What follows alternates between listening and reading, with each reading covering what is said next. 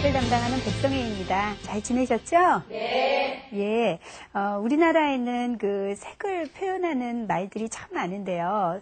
영어에서 예를 들면 블루라고 표현하는 그러한 색도 우리는 뭐 새파랗다, 시퍼렇다, 푸르스름하다, 파랗다 굉장히 많은 단어들로 표현을 하는 것 같아요. 그런 거에 비해서 또 여러 가지 색이 존재하는데 딱 한 가지 단어로 표현하는 것도 있어요. 그 얘가 하늘색. 하늘이 굉장히 다양한 색깔을 띌 수도 있죠. 먹구름이 끼어 있을 수도 있고 파란 하늘일 수도 있고 굉장히 다양한데도 우리는 하늘색 이렇게 얘기하죠. 혹은 살색. 예를 들면 흑인, 백인, 우리 같은 황인종 모두 다 살색이 다른데도 우리는 살색이라고 표현을 해요. 그리고 우리는 그렇게 표현하면서 고정관념으로 딱 한 가지 색을 고집하죠. 크레파스에 있는 그 색. 그런데 사실은 아이들은 혹은 유명한 미술가들은 하늘을 시뻘겋게 그린다든지 뭐 예를 들면 그렇게 굉장히 그 전혀 다른 색깔을 표현함으로써 감정이나 어떤 미적 표현을 하는 경우들을 보게 되는 것 같아요. 그래서 여러분이 생각하기에 하늘은 하늘색으로 칠해야 되는데 여러분 자녀들이 엉뚱한 노란색을 칠한다고 했을 때 이렇게 정형화된 틀을 가도록 고집하시지 말고 그 자유로운 표현 속에서 창의력이 발달하는구나 이렇게 생각하시면서 좀 더 북돋워 주시는 게 더 낫지 않을까 이렇게 생각을 합니다. 자, 오늘 수업은 어떤 내용인지 함께 같이 보시죠. 입맛을 더욱 살려주는 깔끔한 빛깔의 음식들. 여름이 깊어질수록 더욱 녹음이 짙어가는 산천. 이렇게 색은 자연스러움을 더욱 빛나게 만들어주는데요. 안타깝게도 우리 주변엔 색을 잘 구별하지 못하는 사람들도 있다고 합니다. 왜 생명은 붉은색을 보지 못하는지 함께 알아보겠습니다. 예, 오늘 그 주제인 그 색을 감지하는 그러한 우리의 기능에 대한 이야기는 사실은 생물에 해당되는 내용인데 또 그런 색을 감지하기 위한 근원이 되는 빛은 또 물리에서 이야기를 하고 있어요. 그래서 이 단원의 내용은 중학교 1학년 내용이지만 사실은 이 생물학적인 지식과 물리학적인 지식을 모두 접목하지 않으면 그 관계를 이해하기가 참 어려운 부분입니다. 그래서 교과서에서 그 부분에 대한 설명이 명확하게 안 나온 경우들이 많기 때문에 여러분들이 자녀분들을 좀 도와주실 부분이 있습니다. 자, 우선 빛부터 먼저 이해를 하고 넘어가야 될 텐데요. 자, 우선 빛은 굉장히 여러 종류가 존재하고 있어요. 한 가지가 아니고. 자, 그래서 우선 여러 종류의 빛 중에 우리가 다루는 빛들을 살펴보면 이쪽에 감마선, 그 다음이 X선. 엑스레이라고 아시죠? 네. 우리가 사진 촬영하는 거. 그래서 내부를 내부를 검사하죠. 그 다음에 자외선. 그 다음에 굉장히 좁은 영역이 가시광선이라고 해서 우리가 색을 볼 수 있는 가시광선. 우리가 색을 볼 수 있는 유일한 영역이에요. 여기가 대충 400에서 750 나노미터 정도의 폭이라고 이야기를 하는데 이것은 나노미터라는 것은 미터라는 단위의 10의 마이너스 9승 0.0000이 9개 이렇게 쭉 나열된 그만큼 굉장히 좁은 그 길이를 얘기합니다. 이 가시광선이고 그 다음이 적외선, 자외선도 잘 아시죠? 자외선 차단 크림 많이 바르시잖아요. 그렇죠? 자, 그 다음이 이쪽이 적외선, 그 다음이 마이크로파, 그 다음이 우리가 라디오를 듣는 라디오파. 이쪽으로 갈수록 에너지가 낮아요. 그리고 이쪽으로 갈수록 고에너지이기 때문에 이 감마선이라는 게 뭐냐면 핵발전소나 핵붕괴가 나올 때 나오는 선이라 굉장히 위험한 쪽에 해당이 되고 이쪽으로 갈수록 이제 에너지가 낮고 우리한테 영향을 크게 미치지 않죠. 자, 이 가시광선이 굉장히 좁은 영역인데 굉장히 우리가 놀라운 사실은 말이에요. 이 지구상에 존재하는 모든 눈을 가진 동물들, 예를 들면 뭐 바퀴벌레가 됐든 인간이 됐든 날아다니는 새가 됐든 어느 동물이든 유일하게 그 눈의 구조는 이 가시광선 영역 안에서 볼 수 있어요. 그렇다는 얘기는 뭐냐면 이 물이 놀랍게도 이 모든 빛을 다 흡수하고 유일하게 통과하는 영역이 가시광선 영역이에요. 그리고 나머지 빛들은 다 들어오면 물이 차단해버려요. 그러니까 만약에 어떤 눈이 생물을 색깔을 가진 눈이 물속에서 살았을 때 가시광선 영역 안에를 인지할 수 있는 그러한 감각기관이 아니었다면 다 장님과 똑같이 살았을 거예요. 물속이 깜깜하겠죠? 그러기 때문에 다 잡혀서 죽었겠죠. 적자생존에 의해서. 그것이 바로 모든 그 생물들은 바다로부터 한 조상으로부터 이 육지로 나왔다는 증거라고 이야기를 합니다.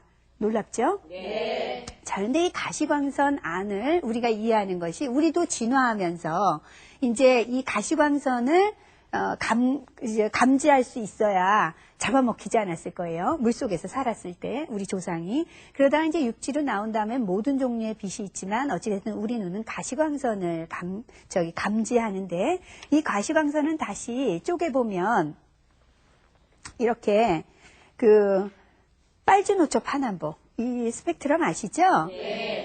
이러한 다양한 또 파장으로 다시 쪼갤 수가 있어요. 이쪽이 높은 에너지고 이쪽이 낮은 에너지에 해당이 되는데요.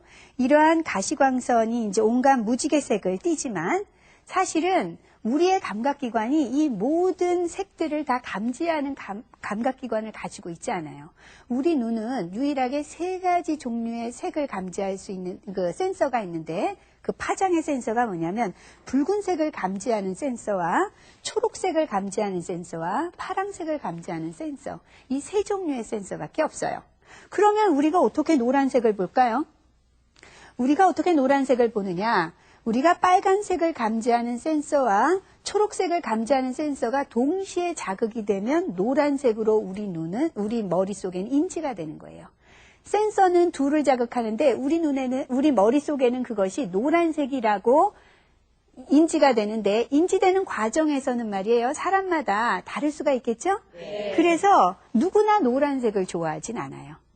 그렇게 자극을 하면 노란색이라고 사회적으로 훈련이 된 거죠. 네. 그리고 경우에 따라서 사람들 중에서는 센서 중에 하나가 망가진 경우가 있어요. 우리가 그걸 생명이라 그러는데 그런 사람들은 전혀 다르게 색을 보겠죠. 그쵸? 네. 무슨 색을 보는지는 아무도 몰라요. 그 사람 표현할 수가 없어요. 그 색을 노란색이라고 훈련을 받았기 때문에. 근데 예를 들면 이 빨간색 센서가 문제가 된 사람, 이게 이제 정록생명이라고 그러는데 이런 경우에는 붉은색 계통이 들어가야 인지하는 색들은 제대로 볼 수가 없겠죠. 항상 생명은 이 붉은색을 못 보든 예를 들면 파란색을 못 보든 특정한 색 하나에 대해서 특별히 못 봐요. 그 이유가 뭐냐면 이 센서 셋 중에 하나가 고장난 거예요.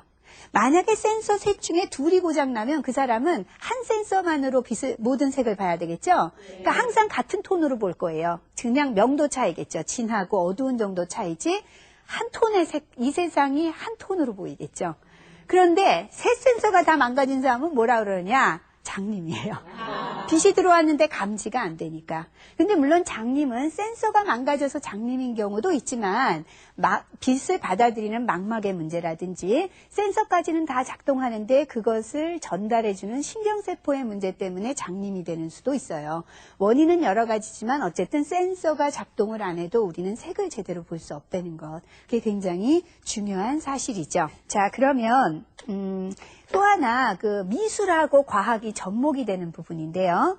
우리가 보통은 이제 그 노란색을 감지하지 못하는 이유는 노란색 센서가 없기 때문이 아니라 그랬죠? 네. 빨강색과 초록색 센서가 동시에 작동해야 되는데 작동하지 않으면 이제 노란색을 못 보는 거예요. 자, 그러면 다시 보시면 빨강과 초록이 작동할 때 우리가 노랑이 보여요. 그러면 그때 작동하지 않는 유일한 센서가 뭐냐면 이쪽 센서죠.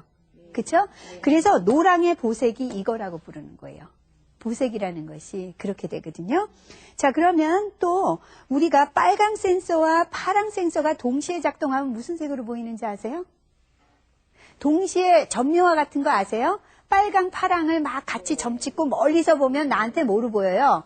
두 센서가 모두 작동하면 보라색으로 보이죠? 근데 사실은 참 놀라운 것이 보라색 파장은 전혀 다른 파장인데 보라색 파장이 보통 750 나노미터라고 하는데 이쪽에 파장이 들어와도 나는 보라색으로 보이고 빨강색과 파란색을 점점이 찍어서 멀리서 봐도 난 똑같이 보라색으로 보여요. 이유가 뭘까요? 이유는 같은 빛이 오기 때문이 아니라 내 눈은 유일하게 그 센서밖에 없기 때문에 그런 거예요. 이해하시겠죠? 자, 그러니까 빨간색과 파란색 센서가 동시에 작동하면 나는 항상 보라색으로 보여요. 그럴 때 작동하지 않는 유일한 센서가 이 청록 부분이겠죠? 여기. 그래서 얘의 보색이 이쪽이 되는 거예요. 보색이라는 게 딴 게 아니고 내 센서 중에 작동하지 않는 반대편에 해당되는 게 보색이거든요. 그래서 미술 시간에 보색 열심히 외우죠? 그 열심히 외우시는 거가 사실은 우리가 눈의 구조만 알아도 그렇게 외우지 않고 이해할 수 있는 부분이라고 생각을 합니다. 제가 하나만 더 보여드리면은요. 자, 보시면 이게 빛의 삼원색이라고 우리가 배우는 거예요. 빛의 삼원색은 빨강, 초록, 그리고 이 파랑으로 이렇게 배우는데요. 이것이 지금 보시면 아시겠지만 색을 감지하는 우리의 세 종류의 센서를 얘기하고 있는 거예요. 그렇죠? 이 두 센서가 자극이 동시에 되면 우리 눈에는 그 빛이 노란색으로 보여요. 이것이 중학교 1학년 교과서에, 과학 교과서에 나옵니다. 근데 센서 얘기가 안 나오죠. 자, 초록색과 파란색 센서가 동시에 작동을 하면 내 눈에는 이러한 색으로 보여요. 그 중간 청록색으로 보이고, 또 이 색깔은 표현하기 나름이에요. 아까도 서두에 말씀드렸지만 얘를 뭐라고 표현하느냐. 자주라고 하기도 하고 보라라고 하기도 하는데, 자, 어쨌든 내 센서 중에 파란색과 빨간색이 동시에 작용하면 우리가 자주 혹은 보라로 보인다. 이렇게 얘기를 하거든요. 이 세 센서가 모두 자극이 됐을 때 우리는 하얀 백색광으로 보이는 거예요. 흰빛. 흰빛은 그래서 우리가 모든 색을 다 반사하는 것이 흰빛이라고 얘기하지만 중요한 건 세 센서를 모두 자극했다는 이야기예요. 또 하나 이거를 통해서 이제 또 이해하셔야 되는 게 뭐냐면 가산혼합과 감산혼합이라는 거예요. 들어보셨어요? 여러분 자녀분들 저기 교과서, 중학교 교과서, 과학하고 미술 교과서들 뒤져보시면 색은, 물감은 말이에요. 섞으면 섞을수록 어두워진다 이렇게 배워요. 근데 빛은 섞으면 섞을수록 밝아진다 이렇게 배워요. 왜 그럴까? 그렇게 밝아지는 것을 우리가 가산혼합이라고 그러고 어두워지는 것을 감산혼합이라고 하는데 그것에 대해서 학교에서 어떻게 배우는지 우리 함께 보시겠습니다. 안녕하세요. 강대훈입니다. 오늘은 색의 합성과 빛의 합성에 대해서 한번 알아보도록 하겠습니다. 색의 삼원색은 빨강색, 노란색, 파란색. 빛의 삼원색은 빨강색, 녹색, 파란색. 이 서로 색의 삼원색과 빛의 삼원색이 서로 다르죠. 그러면 색의 합성은 어떻게 되는지 한번 실험을 통해서 알아보도록 하겠습니다. 지금 보시는 것처럼 제가 미리 물감을 적당량씩 따라 두었거든요. 서로 혼합을 해가면서 어떻게 색이 변하는지 한번 알아보도록 하겠습니다. 여기 제일 먼저 노란색과 파란색을 한번 혼합을 해보도록 할 텐데요. 어떤 색이 나올까요? 서로 섞으면 지금 색깔이 점점 녹색으로 변하죠. 이처럼 노란색과 파란색을 섞으면 녹색으로 변하는 것을 알 수가 있어요. 그 다음에 이어서 노란색과 빨간색을 한번 섞어보도록 하겠어요. 어떤 색으로 변하는지 한번 같이 보도록 하겠습니다. 주황색이 되죠. 주황색이. 이어서 파란색하고 빨간색을 한번 섞어보도록 하겠어요. 빨간색하고 파란색을 섞으면 점점 색이 보라색으로 변하고 있죠. 네. 이처럼 두 가지 색을 섞었더니 서로 다른 색으로 변했어요. 이제는 색의 삼원색인 빨간색, 파란색, 노란색을 모두 함께 섞어보도록 하겠습니다. 이들을 함께 혼합을 하게 되면 점점 색이 검은색으로 변하죠. 색이 혼합이 될수록 색이 점점 어두워져요. 이런 혼합을 우리는 감산혼합이라고 합니다. 즉 색들이 서로 섞이게 되면 점점 어두운 색으로 변해지는데 이러한 혼합을 감산혼합이라고 한다. 이런 말이죠. 다음은 빛의 합성에 대해서 한번 같이 알아보도록 하겠습니다. 먼저 파란색 빛과 녹색 빛을 한번 합성을 해보도록 하겠어요.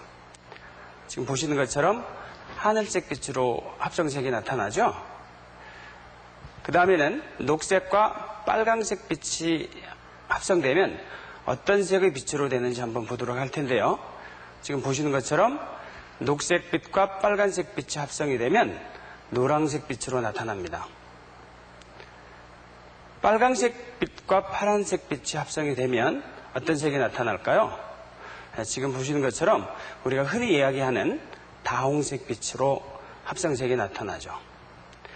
이제는 이들을 서로 함께 합성을 해보도록 하겠어요. 빛의 삼원색인 빨강, 녹색, 파랑빛을 함께 합성을 해보면 정 가운데에 흰색, 백색광으로 나타나는 걸 볼 수 있죠. 이처럼 빛의 삼원색을 합성을 하게 되면 점점 색이 밝아지면서 백색광으로 변하는데 이러한 혼합을 가산혼합이라고 합니다. 아까 보았던 색의 합성에서는 점점 어두워졌기 때문에 감산혼합이라고 하고 지금처럼 빛을 합성하면 점점 밝아지는 가산혼합이 된다는 것을 알 수 있습니다. 오늘은 여기까지 하도록 하겠습니다. 잘 보셨죠? 네. 자, 이제 왜 그렇게 되는지를 이해하는 게 숙제로 남아있어요. 자, 그거를 제가 한번 설명을 해드리려고 합니다.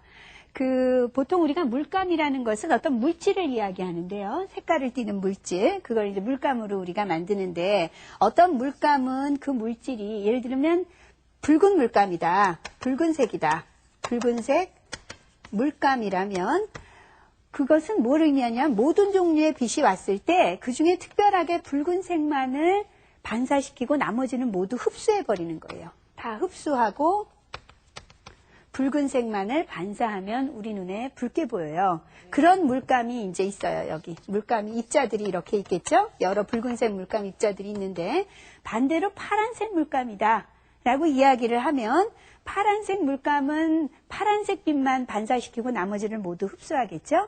네. 자, 그런 것들이 막 섞여 있어요. 하나는 파란색 물감이고 하나는 붉은색 물감들을 제가 막 섞었어요. 그러면은 일부는 붉은색이 반사되거나 파란색이 반사되니까 우리 눈의 센서 중에서 붉은색 센서와 파란색 센서가 동시에 자극돼서 우리 눈에는 붉은색 물감과 파란색 물감을 섞으면 보라색 물감이 되죠? 네. 그러면서 왜 어두워지느냐 하면 일부 여기 있던 붉은색 물감은 이 물감이 빛을 얘가 반사했는데 이 물감이 잡아먹어버리는 거예요. 이해하시겠어요? 가려버리는 거예요. 자기가 그 빛을 흡수해버리는 거죠. 예? 푸른색 물감은 푸른색을 제외한 나머지 색은 흡수해버리죠? 네. 그러니까 색은, 물감은 섞으면 섞을수록 자꾸 어두워져요. 이해하시겠어요? 일부를 다른 물질이 흡수해버리니까 반사해야 될 빛을. 자, 근데 거기에 내가 노란색까지 섞어버렸어요. 완전히 회색이 돼버리잖아요? 네. 모든 빛이 일부 반사되기도 하지만 노란색이 예를 들면 붉은색, 파란색 이런 것들이 일부 반사되기도 하지만 또 다 제각각 다른 물감들이 잡아먹기도 하죠. 색을. 다 가려버리죠. 그러니까 흰빛과 검은빛이 동시에 내 눈에 들어오는 거예요. 세 센서가 동시에 자극되기도 하고 세 센서의 올빛을 다 가려버리기도 하고 일부가. 그러니까 우리가 물감은 섞을수록 왜 칙칙한 회색이 되죠? 네. 이해하시겠어요? 왜 이렇게 어두워지면서 회색으로 변하는지 검은색과 흰색이 섞이는 걸로 변하는지 아시겠죠? 근데 빛의 경우에는 물질과 달리 그냥 바로 뭐가 이렇게 흡수하는 물질이 있는 것이 아니고 그냥 바로 그 파장이 내 눈에 들어오는 거거든요. 아시겠어요? 네. 그러니까 빨간색 파장이 내 눈에 들어오는 걸 붉은 빛이 들어온다 그러는데 그럼 붉은 센서가 작동하겠죠? 네. 거기에 파란색까지 같이 들어오면은 빨간색과 파란색 센서가 동시에 자극되겠죠? 네. 거기에 초록색 빛까지 다 들어오면 백색광으로 제 눈에 보이겠죠. 센서 세 개가 다 작동을 하니까. 이해하시겠어요? 그러니까 네. 빛은 섞으면 섞을수록 점점 밝아져요. 그걸 가산혼합이라고 그러고 물감은 섞으면 섞을수록 점점 어두워져요. 그것을 감산혼합이라고 이야기를 합니다. 이해하시겠어요? 네. 자, 잘 알으신 것 같으니까 이번에는 질문을 한번 해보려고 그래요. 자, 만약에 한 종류의 파장, 주황빛의 파장을 갖는 불빛을 이제 그 터널 속에서 그러한 불빛으로 이제 쭉 장치를 해놨어요. 거기에 만약에 내가 어떤 옷을 입고 들어가는데 흰빛 옷을 입고 들어갔다면 하얀색 옷을 입고 들어갔다면 무슨 색으로 보일까요? 하얀색. 주황색으로 보일까요? 왜 그럴까요? 지금까지 설명했는데 하얀색이 주황색을 흡수할 것 같아요. 하얀색이 주황색을 흡수할 것 같다. 자, 색이라는 게 흰색 빛이라는 이야기는 모든 빛이 반사한다는 거겠죠? 내 눈에 흰색으로 보이는 옷은 모든 빛을 내 눈에 지금 반사시킨다는 거예요. 그 옷이 빛을 받았다가 반사시킨다는 것인데, 자, 주황색 불빛에서는 주황색만이 같겠죠? 하지만 그것도 반사돼서 내 눈에 들어오겠죠? 그러니까 내 눈에는 센서들이 작동해서 걔는 주황색으로만 보일 거예요. 그러면 주황색 옷을 입고 주황색 불빛의 터널에 들어가면 예, 안 보일 것 같아요. 왜요? 빛하고 옷 입은 색깔하고 같아서. 예, 거꾸로 대답을 하셨어야지 맞는데 한 번만 뒤집어서 생각하셨으면 되는데요. 왜냐하면 주황빛 옷이라는 이야기는 빛이 쏟아졌을 때 그 중에서 주황색만 반사하고 나머지를 모두 흡수한다는 이야기예요. 아시겠어요? 자, 그러니까 주황빛만 내 눈에 들어오면 그 옷이 주황색 옷으로 보이는데, 주황색 터널 안에 주황색 불빛이 오는 터널 안에 들어갔으니까 그 빛이 반사돼서 주황색만 나한테 오겠죠? 그러니까 나는 역시 주황색으로 보여요. 흰색 옷을 입고 주황빛 터널에 들어가도 주황색으로 보이고, 주황색 옷을 입고 주황색 터널에 들어가도 주황색으로 보여요. 자, 그럼 더 어려운 질문. 내가 파란색 옷을 입고 주황색 터널에 들어갔어요. 어떻게 보일까요? 예. 제 생각에는 검정색으로 보일 것 같거든요. 왜요? 파란색하고 주황색하고 섞이면 검정색이 나올 것 같아서. 아, 색의 혼합으로 생각하셨네요. 네. 근데 이건 빛의 이야기이기 때문에 빛도 한 번 더 생각해 보셔야 되는데 답은 맞았어요. 답이 맞았다는 이유는 뭐냐면 센서 중에 어떤 것도 작동하지 않게 됐다는 거예요. 사실은. 그러면 내 눈에 검게 보인다 그랬죠? 네. 모든 새 센서가 작동하면 흰색이고 아무것도 작동하지 않으면 검은색이에요. 근데 왜 그러느냐? 주황색 옷을, 예를 들면 주황색 불빛이 쏟아지는 데는 오로지 파장은 주황색밖에 없는 거예요. 반사돼서 내 눈에 들어올 것도 주황색밖에 없어요. 근데 문제는 파란색 옷이라는 이야기는 파란색 빛만 반사시키고 나머지 주황색 빛까지 포함해서 모두 흡수해버리는 옷이라는 뜻이죠. 그 옷의 재질은 주황색 빛을 흡수해버리는 옷이라는 뜻이에요. 내 눈에 파란색 빛만을 반사시킨다는 거죠. 이해하시겠죠? 네. 자, 그러니까 주황색 불빛이 갔을 때 그 불빛은 그 옷감에 다 흡수돼 버렸겠죠. 그리고 반사되는 빛이 하나도 없는 거예요, 나한테. 그러면 검은색으로 보이는데 내가 주황색 불빛에 노란색 옷을 입고 가도 역시 검게 보여요. 그러니까 주황색 옷이나 흰색 옷이 아닌 나머지 빛들은 다 다른 파장이기 때문에 내 눈에 들어오려면 그 불빛이 보여야 되는 거예요. 이해하시겠어요? 네. 불빛이 반사돼서 와야 되는데, 그러니까 노란색 옷을 입든 파란색 옷을 입든 예를 들면 초록색 옷을 입든 연두색 옷을 입든 다 주황색 불빛 안에서는 검게 보이는 이유는 주황색 빛만을 반사시킬 수 있기 때문에 그렇죠. 주황색 불빛 아래서는. 이해하시겠죠? 네. 자, 어려웠나요? 자, 그러면 오늘 제가 수업을 통해서 우리가 어떤 색을 표현하는 데 있어서 가장 중요한 것은 그 색을 감지하는 내 감각기관의 센서 문제가 굉장히 중요하다고 말씀을 드렸어요.